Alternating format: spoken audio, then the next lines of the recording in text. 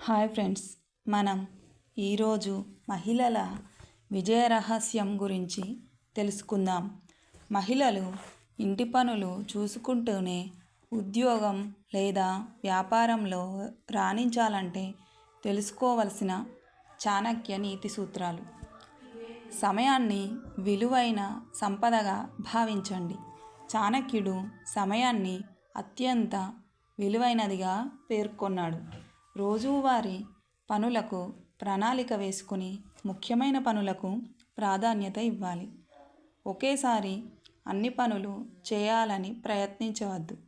ఒక పని పూర్తి చేసి మరొక పనికి వెళ్ళడం వల్ల నాణ్యత పెరుగుతుంది. తొందరపాటు నిర్ణయాలు సమస్యలకు దారితీస్తాయి. జ్ఞానాన్ని నిరంతరం పెంచుకోండి. విద్య కంటే గొప్ప సంపద లేదు అని చాణక్యుడు చెప్పాడు. ఉద్యోగం లేదా వ్యాపారంలో కొత్త విషయాలు నేర్చుకుంటూ ఉండాలి. ఆత్మవిశ్వాసాన్ని కోల్పోవద్దు. ఇతరులు ఏమనుకుంటారో కంటే మన లక్ష్యంపై దృష్టి పెట్టాలి. ఆత్మవిశ్వాసం విజయానికి మొదటి మెట్టు. ఆర్థిక క్రమశిక్షణ పాటించండి. సంపాదనతో పాటు పొదుపు కూడా ముఖ్యం. ఆదాయం ఖర్చులను సమతుల్యం చేయడం మహిళలకు ఎంతో అవసరం. మంచి సంబంధాలను ఏర్పరచుకోండి. కుటుంబ సభ్యులు, సహోద్యోగులు, వ్యాపార భాగస్వామ్యులలో మంచి అనుబంధం విజయాన్ని సులభం చేస్తుంది. కష్టకాలంలో ధైర్యంగా ఉండండి. సమస్యలు వచ్చినప్పుడు భయపడకుండా పరిష్కారాల కోసం ప్రయత్నించాలి. చాణక్యుని ప్రకారం ధైర్యవంతులు అవకాశాలను సృష్టించుకుంటారు.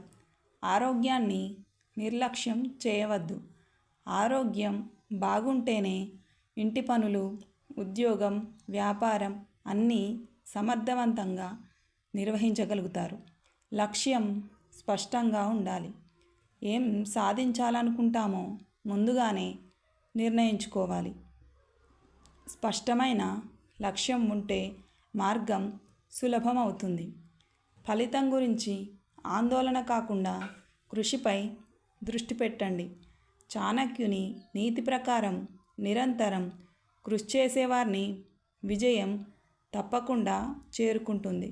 మహిళల విజయం గురించి ఒక చిన్న కథ తెలుసుకుందాం. ఒక చిన్న పట్టణంలో సరోజ అనే గృహిణి ఉండేది. ఆమె భర్త ఉద్యోగం చేసేవాడు. 2 పిల్లలు చదువుకుంటూ ఉండేవారు.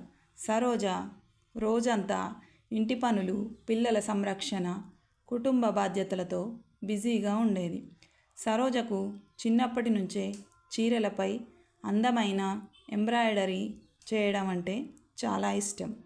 ఆమె చేతితో చేసిన డిజైన్లు చూసిన వారు ఆశ్చర్యపోయేవారు.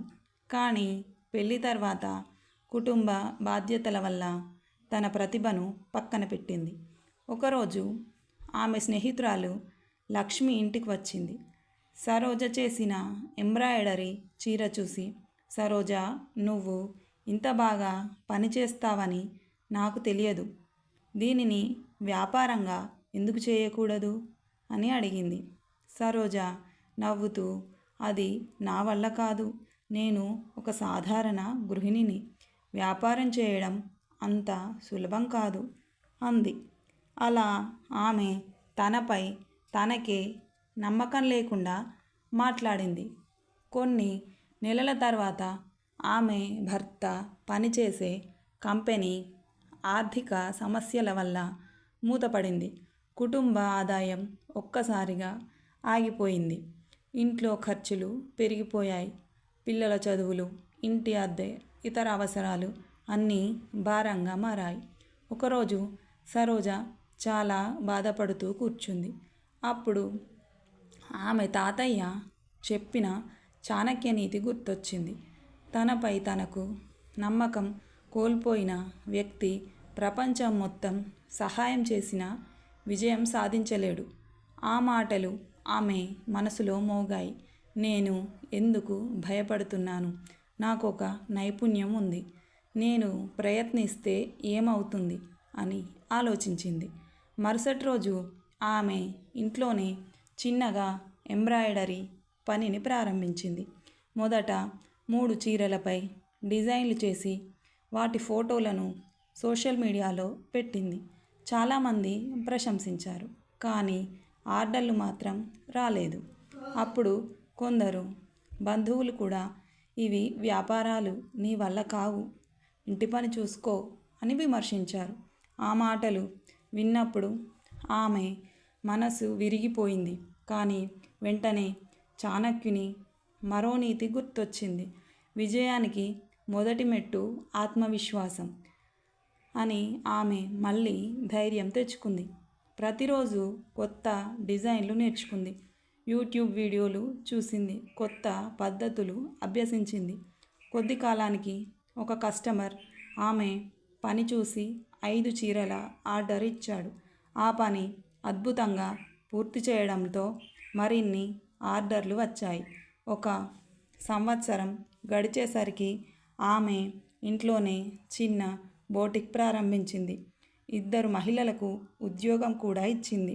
3 ఏళ్ల తర్వాత ఆమె వ్యాపారం పట్టణంలో ప్రసిద్ధి చెందింది. ఒక మహిళా సంఘం ఆమెను సన్మానించింది. అక్కడ ఒకరు అడిగారు, మీ విజయ రహస్యం ఏమిటి?